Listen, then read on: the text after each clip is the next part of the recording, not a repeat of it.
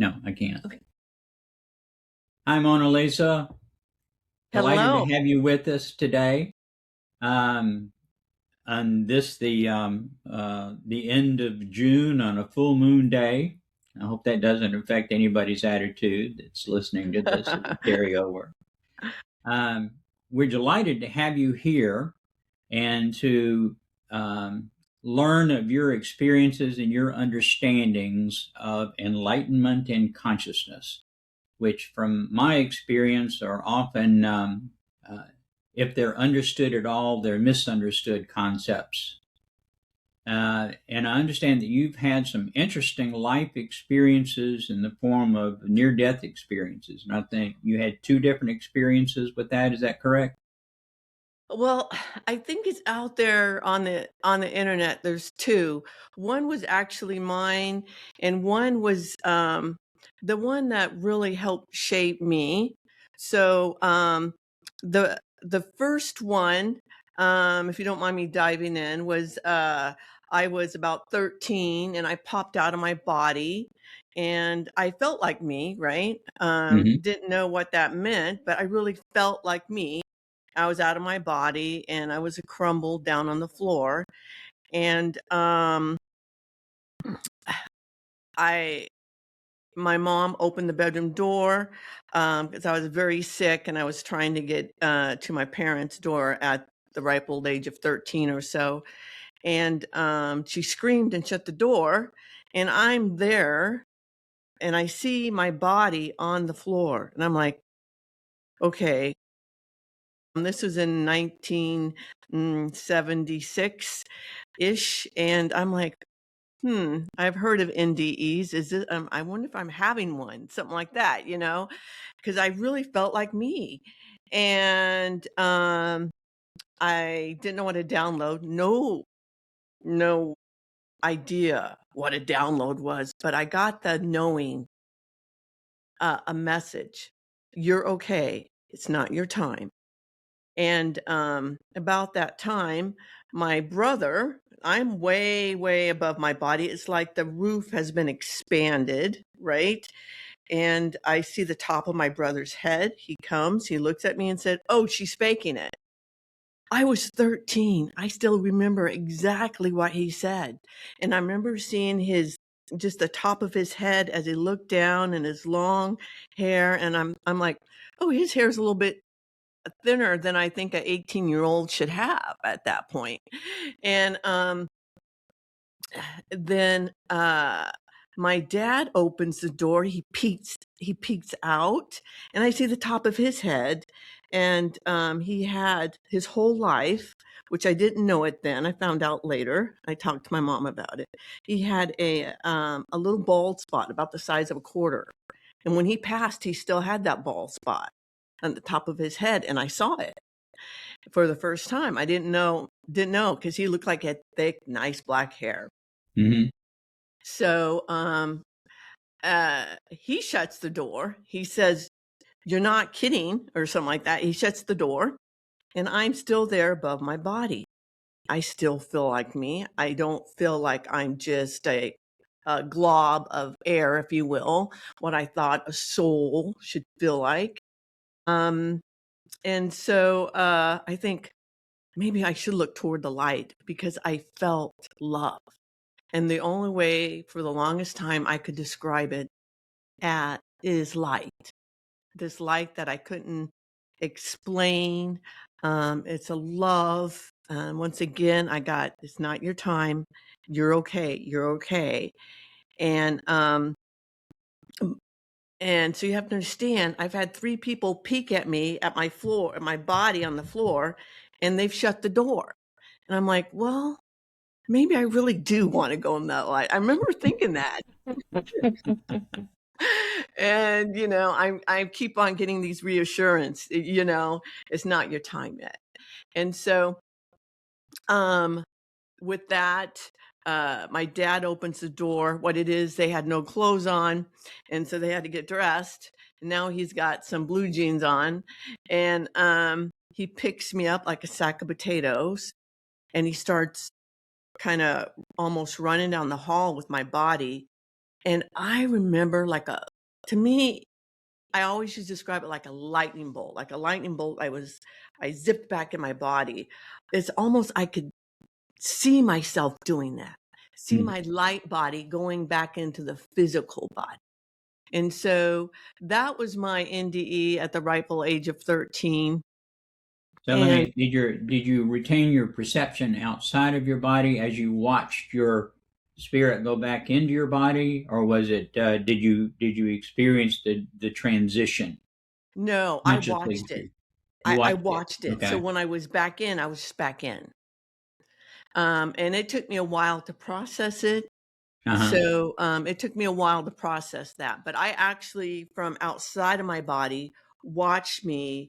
The best way I can see it is that I saw like a bolt of lightning go back Okay. into the body. When you were observing your body, did you notice anything particular about the about your physical body? Was there light, color, anything of that nature?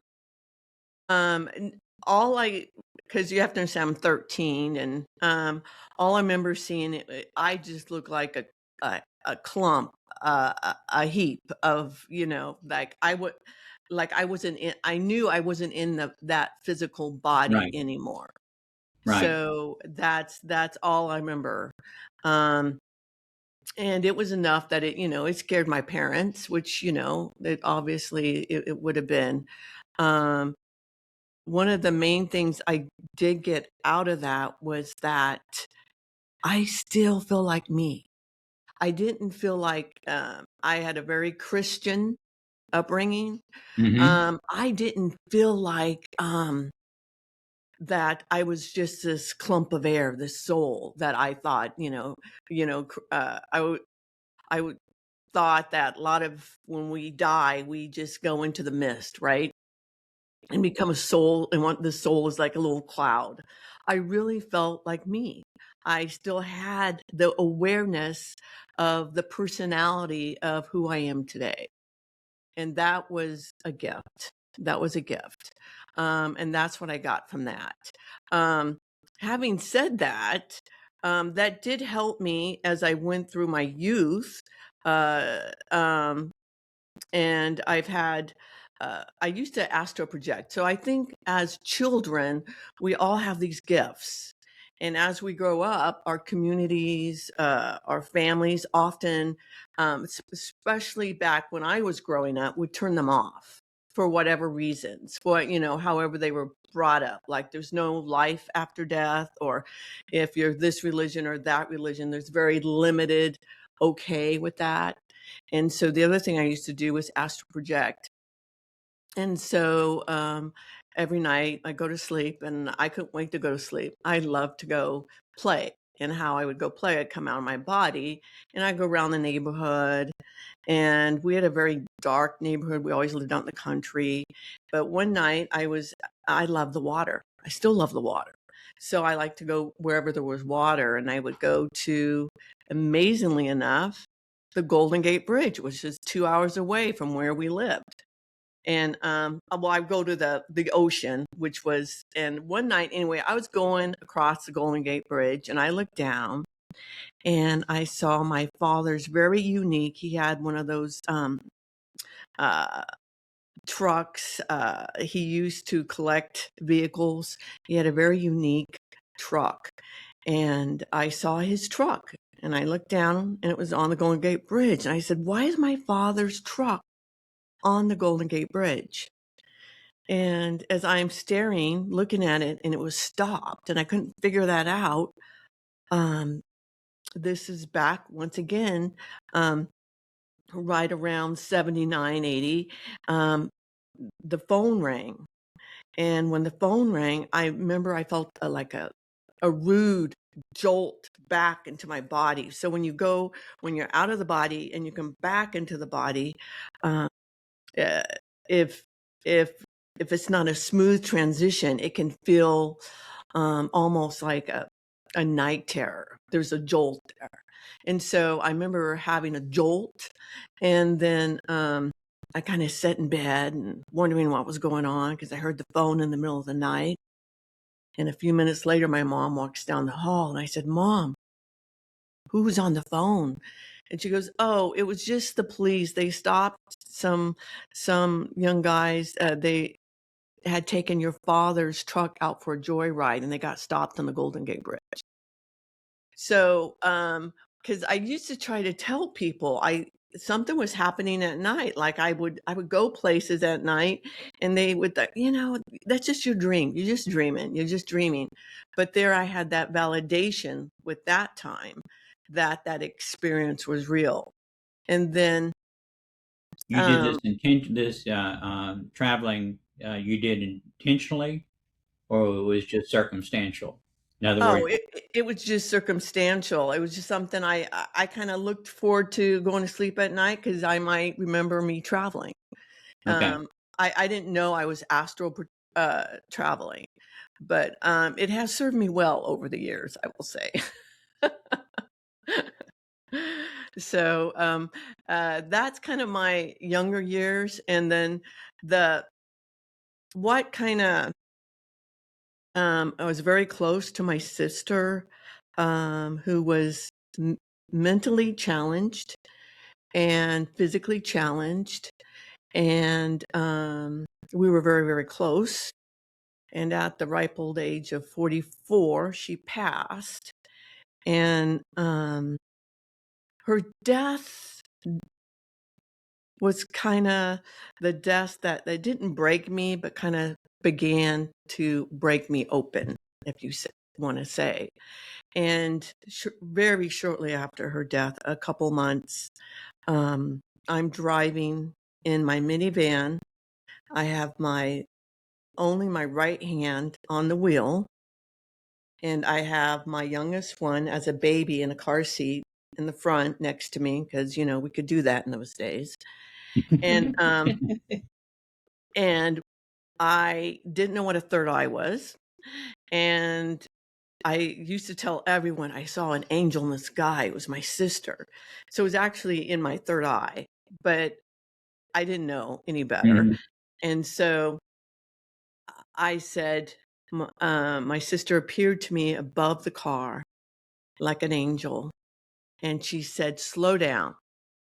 And it was so real. I said, what did you say? I said it out loud. What did you say? And she said, slow down.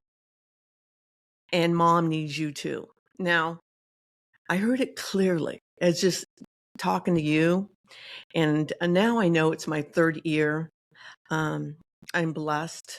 As I do mediumship, I often hear what I call with my third ear. So like when my brother comes in, I can hear his voice in what I call my third ear, just like people can see with their third eye.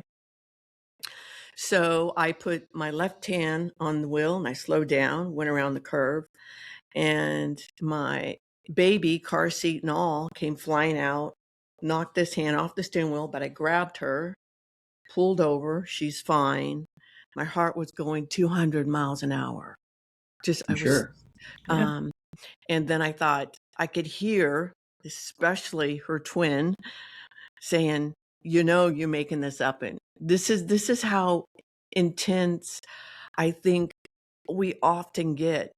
My brother, who was 10 years older than me, who just passed, and by the way, he is a fabulous, he helps me out when I channel. He is teaching me so much about the other side. Every day I learn something new from him, just like I do my sisters that are on the other side. But at that point, totally asleep, not awakened. And I think I'm making this up. Long story short, the next morning, because I couldn't sleep that night, the next morning, I called my mom at 7 a.m. And I said, Mom, how are you? Because she said, Mom needs you too. And she goes, it's funny that you asked that. Today I'm okay. But yesterday I cried, missing your sister, praying that God would send me a sign. And there it was given to me. And I've learned this is how spirit works, right? Spirit works for the greatest good of all. It's going to get the biggest bang for the buck. So not only did spirit come in to help my awakening, it was also helping my mom at the same time. And so I would say with that is actually when my awakening occurred. Of course, my team has come in. Awakening just means you're aware that you're a conscious being, right? And they began to teach me things like part of it is that when we're not, quote, awake, we don't understand this life is a field trip for the soul. We don't understand this life isn't a dream for the soul. We don't understand we are like actors, that we've agreed to the role that we're playing, if you will. And so this is all part of the awakening. And so people learn these gems slowly at their own pace. Because when you speak of these higher conscious concepts, and if they're not ready to receive it, then it kind of goes in one ear. They agree because it's truth, right? It's like a remembering. It's like breadcrumbs. It's like truth, but then it goes out.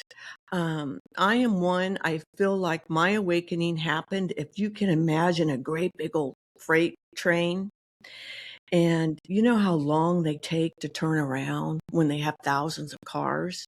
Not only did I have thousands of cars and I was going the wrong way, I had to let go of those cars that no longer served the old me.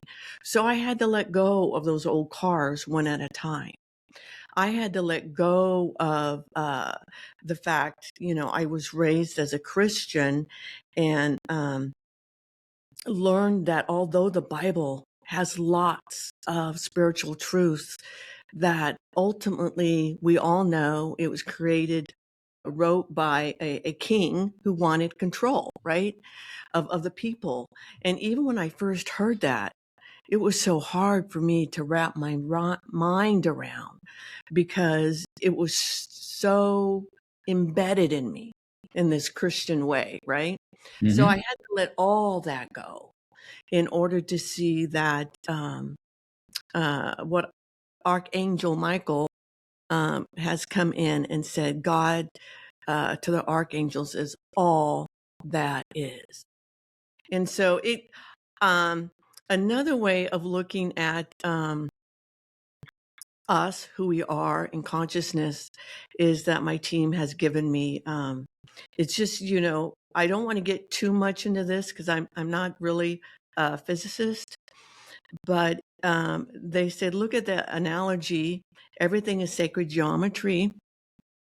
And so if you look at an atom, and your listeners might understand that an atom is 99.999% space. And how is that? So they may or may not have heard of the grain of sand theory, which a grain of sand, if that was the nucleus and it was placed into a center of a football field, and then the electron is in the outer realm of the football stadium. So you have an empty football stadium. And so that electron circles that outer realm of the football stadium. What's in between that outer realm of the football stadium and all the football field is that grain of sand? That's the nucleus. It's empty space. We have over 7 octrillion atoms in our body. We are like starlight itself. We mirror. We're like a beautiful constellation of light, right? So I think you all, so we are all if we was to pass in this moment, we would have a vibration that's our unique fingerprint. So if we vibrate, right, at the heart and above, are colors of the cosmos, of the lights within us, within our light body, they're going to be more green and blue and cyan and purple and this golden light, right? That we are. Now, we all are going to have all the colors because we want to be balanced in those lower chakras, right? We want to have, uh, see our emotions as a positive thing, to see fear as a great teacher, not as evil or bad. So, because Well, let me ask you if I just to break this down a little bit. When we are radiating a particular color, say for example green, it's representative of the what's commonly referred to as the heart chakra.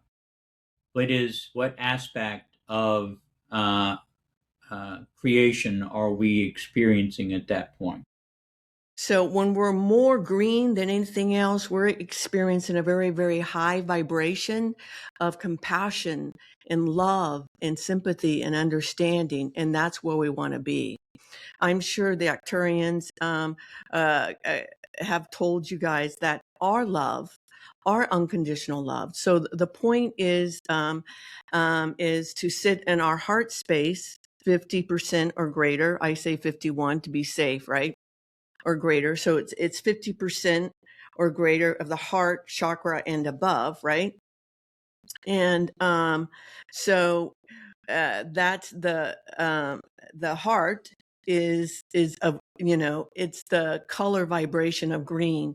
And my team has come in and said there are so many layers to the colors, and I've been blessed. They've allowed me to see heaven for a moment, to go across the veil and see heaven. I'm almost crying. We don't have the words to say the variations of the different colors that we have, right?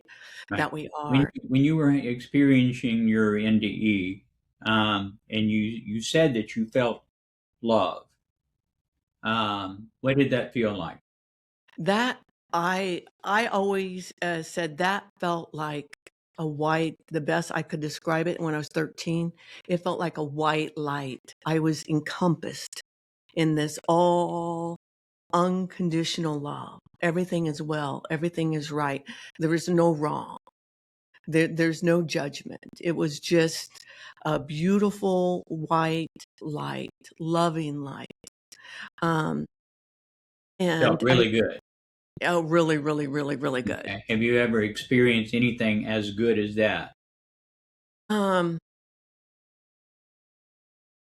a few times, one of them, one of them when my mother died, Hmm. and I was throwing myself a little pity party coming home from the funeral. And I knew I have 3 children, had to come home, and I just wanted time to stop. I mean, I was hurting. Why can't time stop and me just feel sorry for myself, you know? Hmm. Um, I was not awake then, and I just really wanted to have a pity party. And I walk into the house and into my family room, and I was surrounded by love. So intense, so beautiful.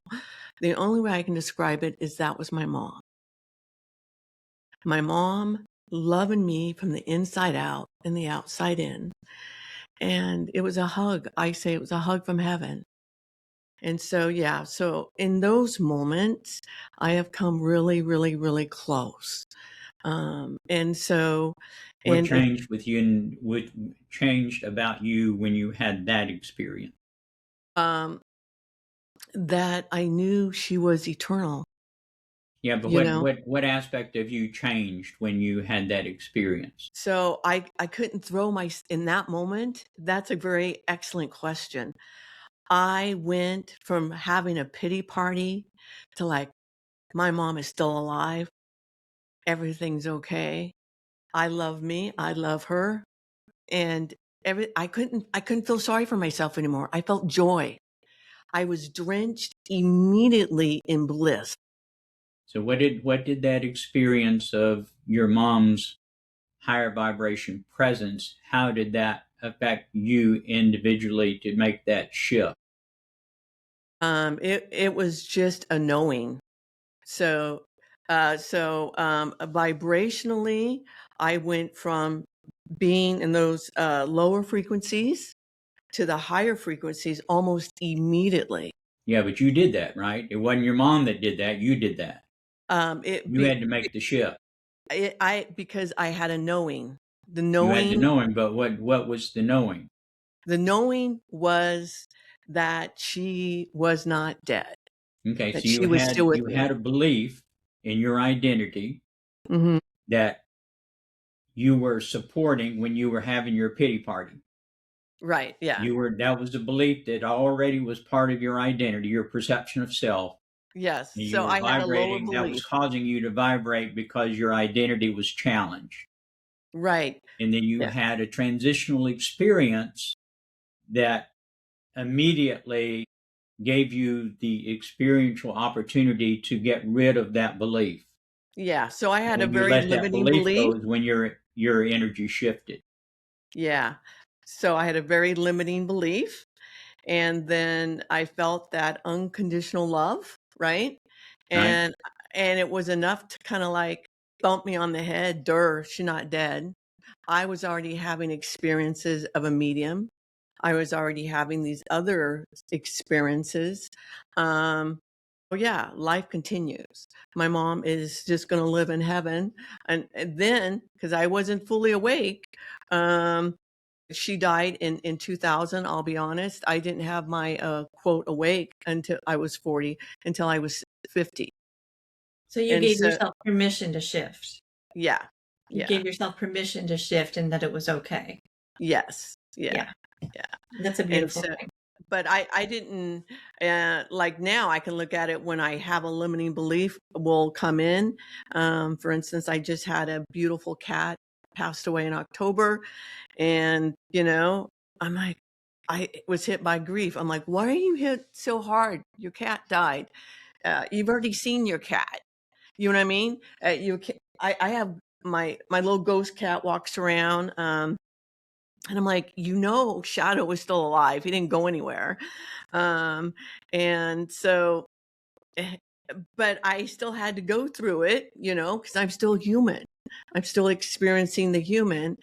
And I'm like, okay, part of my grief, why am I having grief? Because I love Shadow unconditionally. And I gave myself permission to say, I still see him, I still talk to him, but I miss his purrs, right? Mm-hmm. And so, see, I'm still It's crying. that attachment that we have Yeah, that that we develop. attachment. Yes. And so, all the great teachings teach us no attachments, no attachments. And we think that's one of the big things my team has come in. Um, we think attachments aren't just meant for like, okay, don't get attached to this cup, right? Because it can break. Don't get attachment to material things, but it's also about understanding that that glorious apple tree in our yard is going to die, right? At one time. So it's also about those things and giving them permission to go ahead and die and to have a new apple tree to give new fruit. So it's more, we put so many limits on things. Unconditional love isn't just about learning how to love other people unconditionally and ourselves, which is why we all come, right? But it's learning unconditional love is learning to everything, learning how to love everything, everyone, right? Well, Everywhere. let me ask you to clarify that. What is your perception of love? What is love? So, love to me is it's a omnipresence. True love, to me, that we come here to learn is that unconditional love. So I want to say what love is to me is unconditional. There's no attachments. Okay, There's so is no, love a commodity in your huh? perception? Is love a commodity? Is it something that we can give or get? Um, That's that's a beautiful question. And love is a vibration. Love is a frequency. Love is that which we have within us. Love is our soul. Love is higher consciousness. So can we give love? We can give the essence of love and vibration. We can give the vibration of love, and know that when we give um, the vibration of love, it is returned to us, because that is a universal law, right? That which we give out is returned to us. That's the law of manifestation. Well, let me offer my thoughts on love that maybe will help consolidate that for our listeners a little bit. Um, the law of one is the one truthful law of creation. Is all that all is one. We perceive things like love to be an emotion, but the only emotion that there is our decision, our adjudication of an experience of whether it feels good or it doesn't feel good. If it feels good, we like it, we want more of it. If it doesn't feel good, we don't like it, we don't want more of it.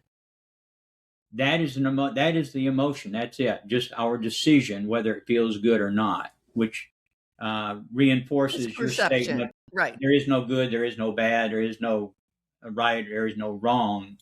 It's all experience.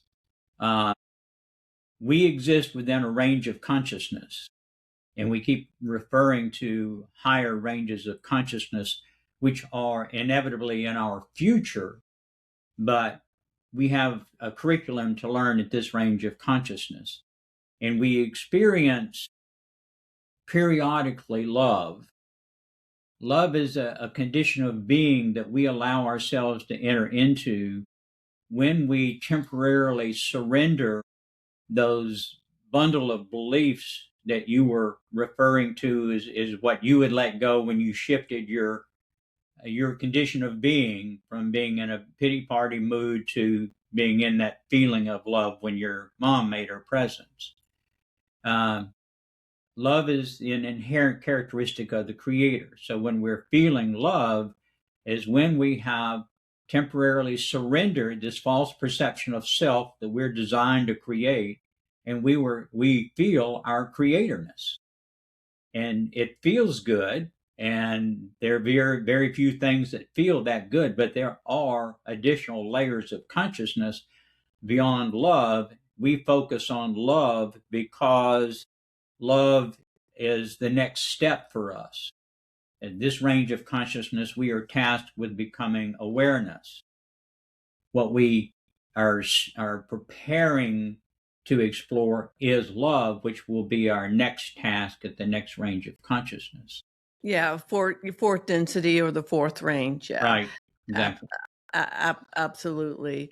And so, but what I teach, what my team has taught me to help with that, to help others, is they call it BET, BET. And so, you might have heard of this or not. It's something my team teaches, meaning that I think you might channel it, Aaron, too, with your own words, right? Because we all, when we channel, they give us our own vocabulary. What my team has given me is BET. So the first letter is B for beliefs. So beliefs are at the top of this. First, we first must have a belief, and in order to have an emotion, E for the E, emotion or feeling. So where do our emotions and feelings come from? And then the T is for our thoughts, our thinkings, our actions, right? Because we're not going to have any of those if we don't have the emotion first. And so when we have an emotion and it is negative, we can just sit with it and say, what limiting belief or what belief must I have in order for that negative emotion to be true? And this has helped me as I go through my day, or my clients, as they go through their day, they can just stop when they have a negative thought, like, I need to do this, I need to do that. Well, how much do you really need to do it? You need to breathe. We have very limited things that we really must do in this life. Breathing being one, sleeping being two, having relationships three, right?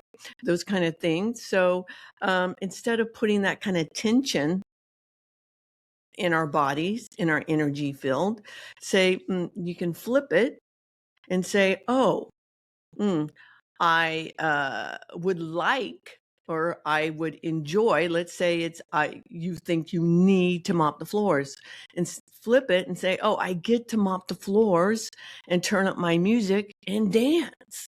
I get a dancing party, right? So you're flipping that negative into a positive, and that is going to help raise the vibration. That's going to help raise your vibration. And so,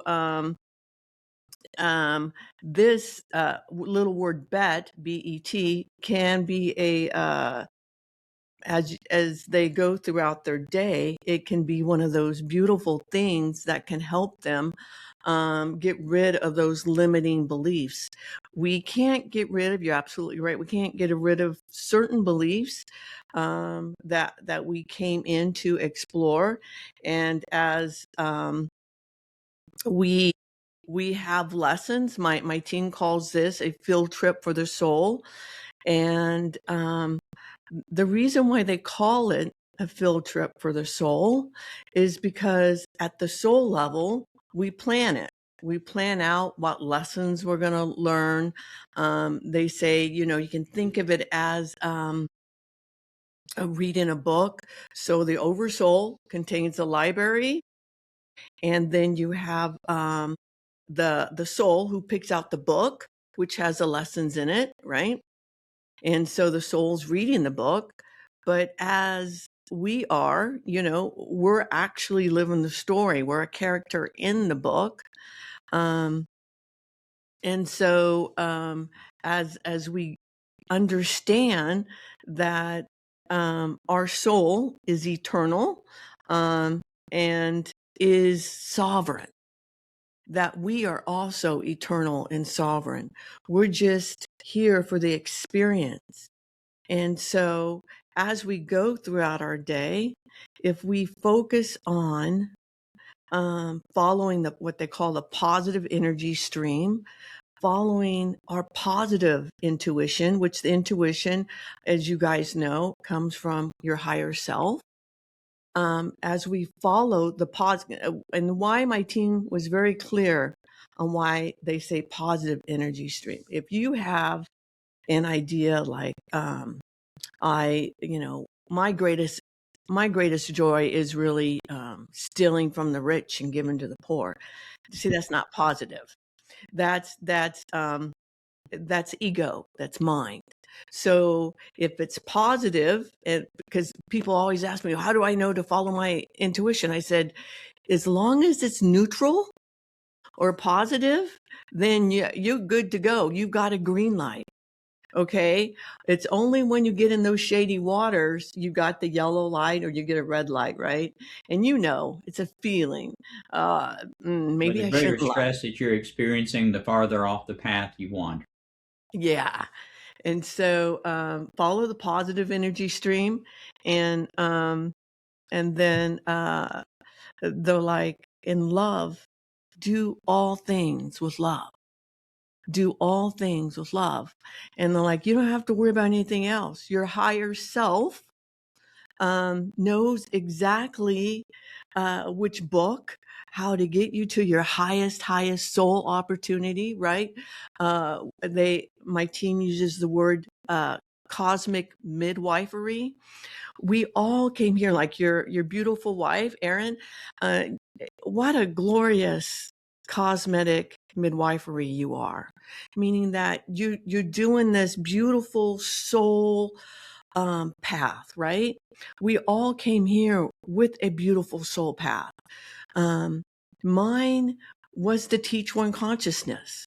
And I look at my life. Oh my gosh, you guys, I was on that freight train going 10,000 miles an hour, the wrong direction, following the mind, because that's what I was taught, doing all the would'ves, the could'ves, the should'ves. And I had 10,000 freight train cars I had to let go. And yet I started to slowly listen to my heart and to love and to let go of those old cars that no longer serve me, to get on the train going the right way so that I could channel one consciousness. And so your audience, they want to know, who is this one consciousness I channel?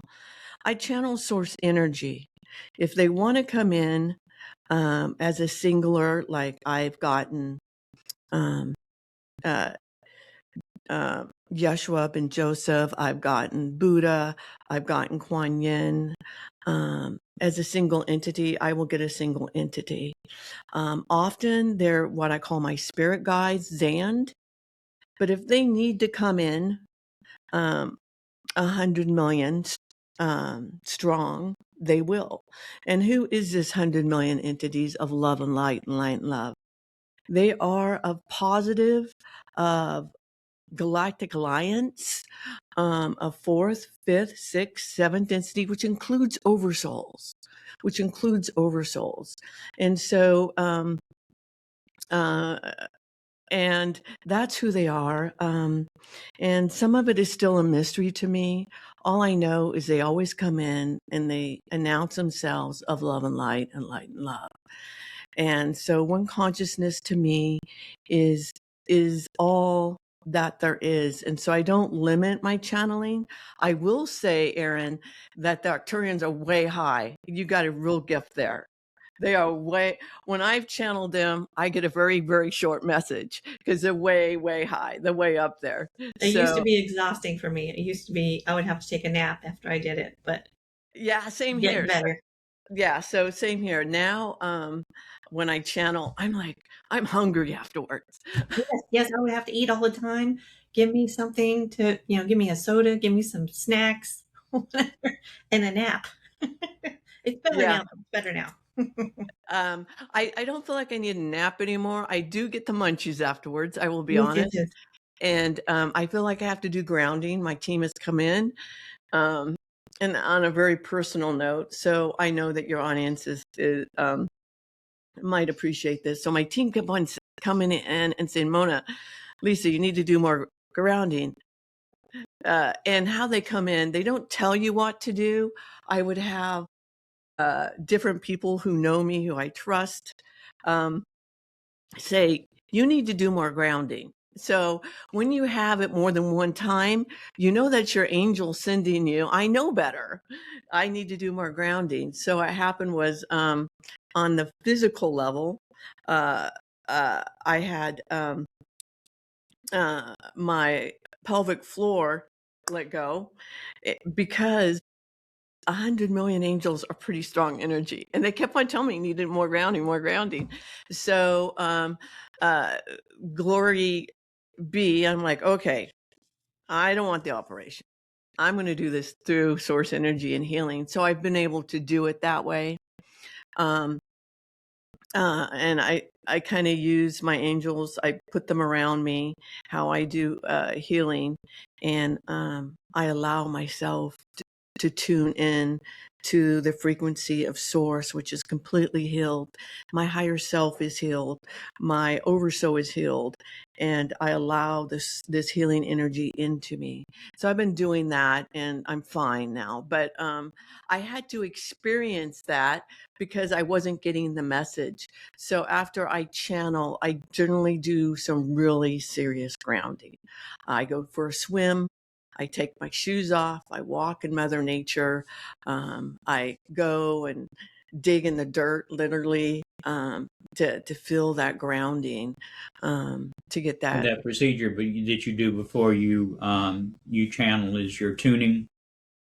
You tune. That's how you tune yourself in preparation for Every the time I channel, I normally go out into the woods. and do a chakra clearing, and my shoes are off. So I'm grounding, and I can feel it immediately. I take my shoes off, I ground. It's almost like I feel an anchor, like I have an anchor that just pulls into Mother Earth. I'm like, I'm there. I'm grounded. And it only takes me a few minutes before I channel to go into that, to do that before I channel. Mhm. It's just really, I feel like I need to also ground afterwards. So who do you primarily channel? I primarily channel Zand. And so Source tells me Zand is my spirit team. And so they are both angelic and extraterrestrial of love and light. And so it's, and then if there needs to be, so if the questions are high enough, right? Like one time I was doing one of these and they were asking really intense questions. And so then I'll get more. So I channel who, when you are asking questions, who needs to come in and answer. Does that make sense? Sure. Yeah. Yeah. Yeah. So, and that is, so how I learned to channel, just so, I've always, when I was young, like I said, we always had gifts, so I could channel through writing. And if anyone wants to learn how to channel, that's the first thing I tell them, to start automatic writing. But then, so my sister passed away. And then I wanted to verbally channel because I could automatic write. I would go for these long walks or runs and I could feel spirit next to me and we would have telepathic communication. And I'm like, okay, I'm ready to verbally channel. And so I took a verbally channeling class and got nothing. I went and meditated, got nothing. And so I said, no, I'm going to really do this. And I said, it was a long weekend. I was still working at the time. And I'm going to meditate till I channel. Well, about after 2 days of meditating, pretty much, 4 or 5 hours a day, didn't get anything. I stepped on a elliptical. Now you have to understand, I've always channeled when I'm walking around my lake, when I'm doing things, telepathically. I could be having a conversation. I could see Yeshua, Ben Joseph in my third eye, and they would have a telepathic conversation. So I step on the elliptical, my lips start moving, and my sister comes out. So she was the first person I channeled. It kind of felt like, to me, experiencing God in my ribs, if that makes any sense. It was just from the inside out. And so she came in for 3 to 6 months and taught me so much. She taught me that those with mental disabilities, or physical, or both, like she, do it to teach others what a beautiful gift life is, what a beautiful gift breathing is, what a beautiful gift it is for the family to see that the average daily life is a gift, and to be able to see themselves as not flawed, but as a gift. And then she goes, of course, there's a soul level learning. It's one way to kind of put your soul, when you put your physicality in a box, so that you're so limited that what's left is what's most important, love, right? So I've had people come to me and say, why is my child so autistic? It doesn't know that I exist. Why? And it's hard pill. It's a very hard pill for a parent to swallow when the answer I get from Source is for love. To teach you unconditional love, to teach themselves unconditional love, to teach others to love this soul, this being unconditionally, this being that can't give back, right? they're a very intense teacher. Yeah. They're teaching Yeah. us. Yes, Yeah, exactly. they're Exactly. the object to our subject relationship. Exactly. And so she taught me all this and more. And then after about 6 months, I was trying to channel her and I couldn't because I was already starting to get Zand. And Zand at that point was I want to say they came in as they said my angels. So they first came in as my angels. And so but from what I understand, it this is a soul agreement that I would do this. And so I agree to it. The funny thing, you guys, so those who are listening, I wrote a little book that I channeled, downloads from unconsciousness. And then my team came in and said, would you please teach one consciousness? And so at this time, so you all know, I was only channeling my sister, only my sister. And I had just finished 20 years in public school. I didn't have a good taste in my mouth. I love my special ed students. I had my master's degree in special education at that time. But the public school system, for the most part, from what I experience, is very broken. And the last thing in the world I want to do is teach. But I was wise enough to know when your spirit team asks you to do something, that's actually kind of like God asking you to, all that there is asking you to do it. So I said yes. And the next day I got pissed at my higher self. I remember on the walk and me and my higher self were talking. I'm like, I'm so pissed at you. This is the last thing I want to do is teach. And she goes, and who, can you tell me, remind me, who again is your great great grandfather? You know, those 60 something generations back. And who was he? He was a teacher. Yeshua ben Joseph. And so, you know, she put things in perspective really quick. And so that's why, so I got over my pity party and it's the greatest love of my life. They knew it would be, but I had to go through the human emotion that I had this bad taste from public teaching and, you know, to get on the real soul journey that I signed up to. And also the other thing about it is that my whole life, I thought I was a writer. And I'm like, my positive energy stream says for me to write. I said to my team, where does that come in? And they said, it's from heavy imprints.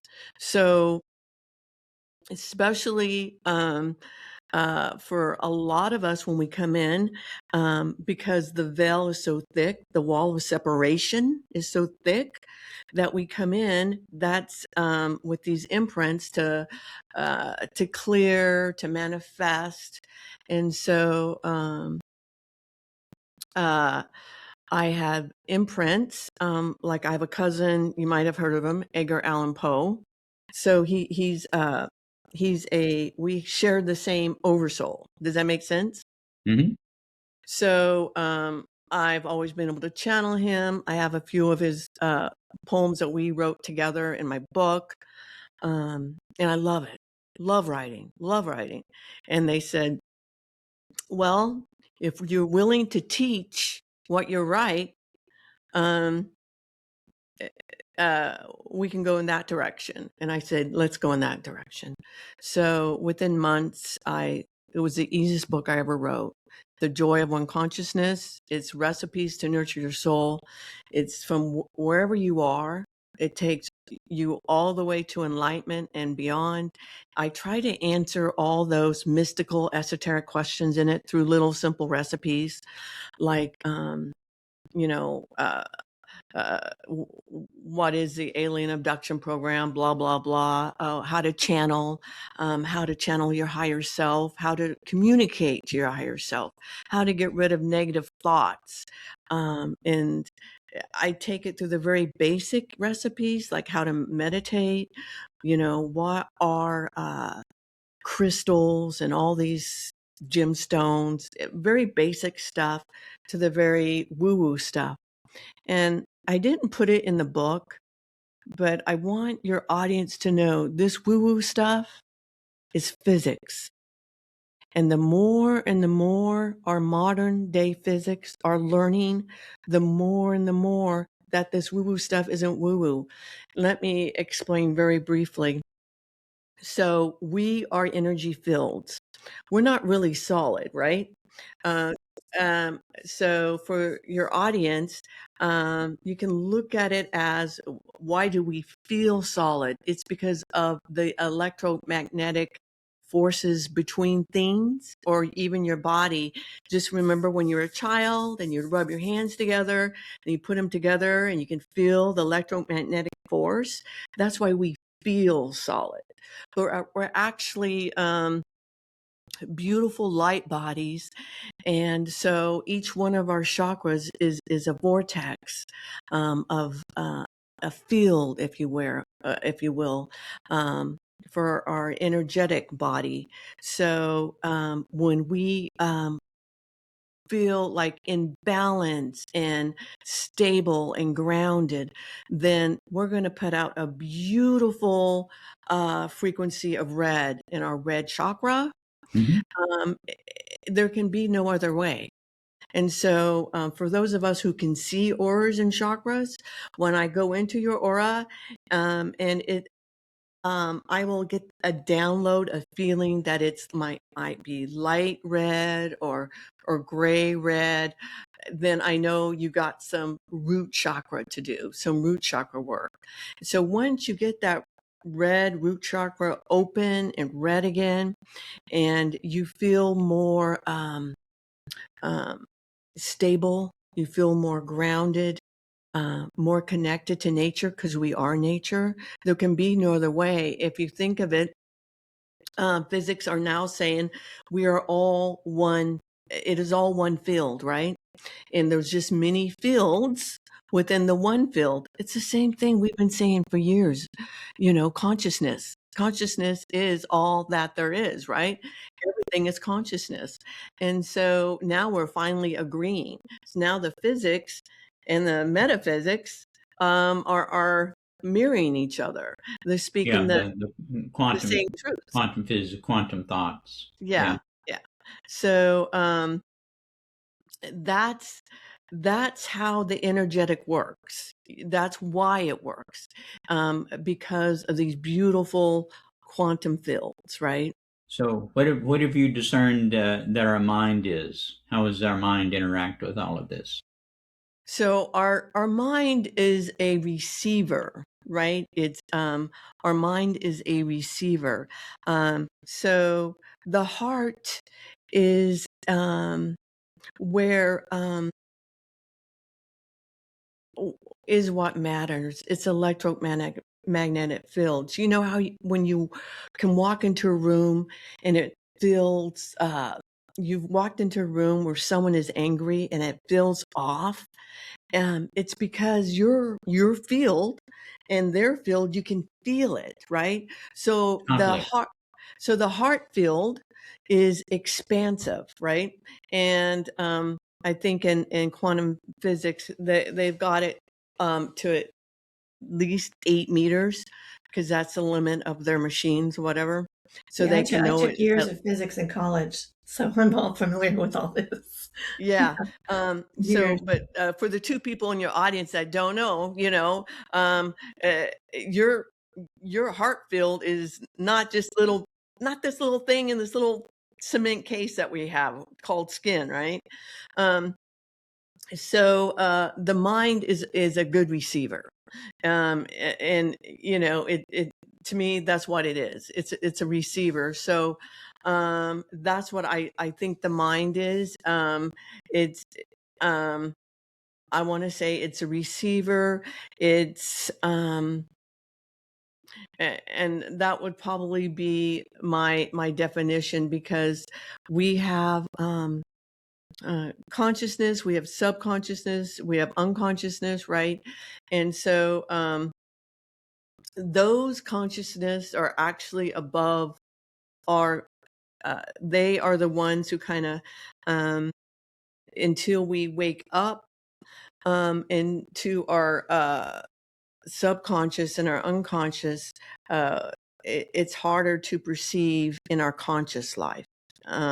So those unconscious things, which the beliefs get into, right, are some of the ones that it's very, I want to say they're higher up. They're higher up than our conscious mind. We just to clarify, when we say up, we're talking about a higher vibration, not physically higher. It's just a higher vibration. Yeah. Thank you It's so much. all right here.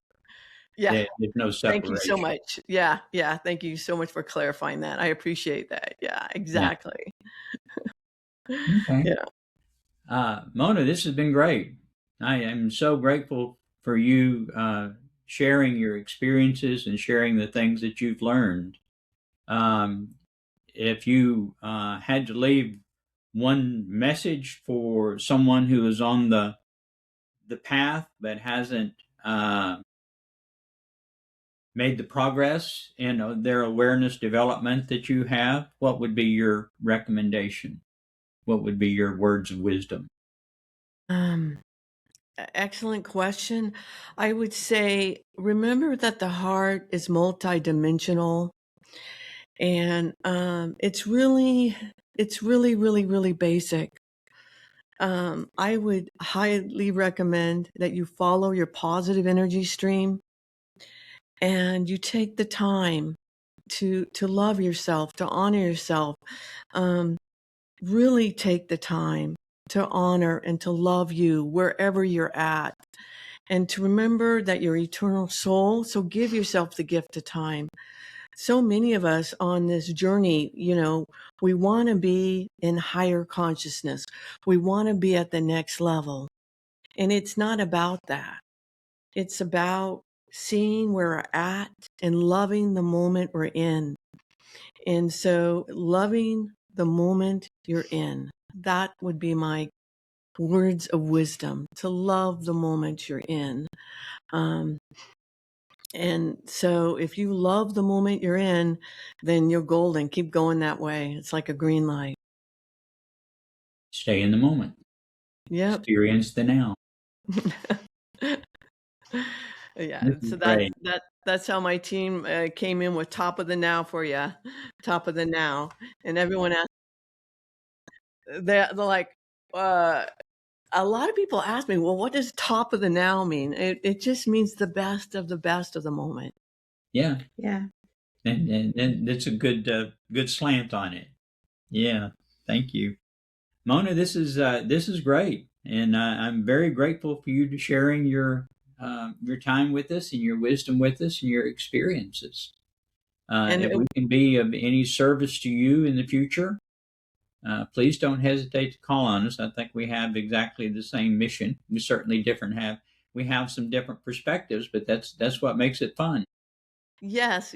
And so I'm just now getting my podcasts out that I do with others. So I would like to, of course, love to invite you guys over, however you want to come in, whether you want to be it just an interview or through channeling. I'm more than happy to have you. That sounds we'd great. be delighted. Yeah, absolutely. Yes, it's been wonderful. You have a good rest of your day. It was nice to meet you and talk to you. Okay, thank you so much. Thank you. Thank you.